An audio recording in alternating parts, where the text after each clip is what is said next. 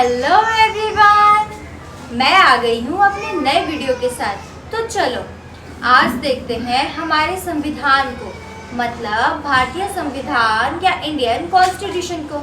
जब मैंने political science पढ़ना शुरू किया था तो बहुत प्रॉब्लम होती थी कि आर्टिकल्स, पार्ट्स, स्केड्यूल्स क्या है ये सब, बिल्कुल भी समझ नहीं आता था। सबसे बड़ी प्रॉब्लम तो ये थी कि अगर मैं आर्टिकल्स, पार्ट्स, स्केड्यूल्स को बुक से देखकर एग्ज़ाम प्रेशर की वजह से याद कर भी लूँ तो कंफ्यूजन क्रिएट यहाँ होती थी कि आर्टिकल्स, पार्ट्स, स्केड्यूल्स है क्या, इनके बीच में डिफरेंस क्या है, ये तीनों चीज़ें अलग क्यों बनाई गई हैं, इन सबको एक में कंबाइन करके भी तो दिखाया जा सकता है। लेकिन अब मुझे ये सारी चीज़ें समझ में आ गई है तो मैंने सोचा क्यों ना अपना ये सीक्रेट आप सबके साथ शेयर करूं।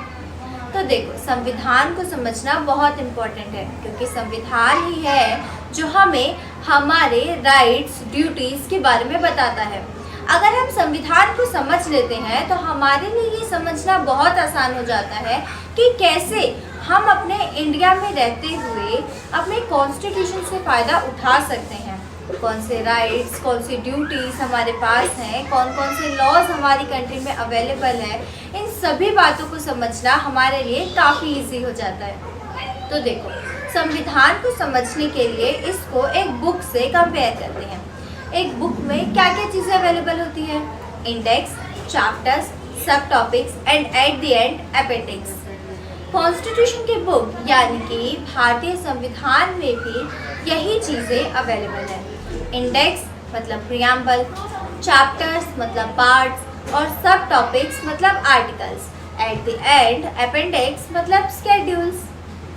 हमारे भारतीय संविधान में कुल 25 parts, 448 articles and 12 schedules available है। अब हम धीरे धीरे इन सब को समझेंगे अलग अलग वीडियोस में। प्रियम्बल के ऊपर मैंने पहले ही वीडियो अपलोड कर दी है, आप उसे चेकआउट कर सकते हैं। वीडियो का लिंक मैं अपने डिस्क्रिप्शन बॉक्स में डाल दूँगी। धन्यवाद।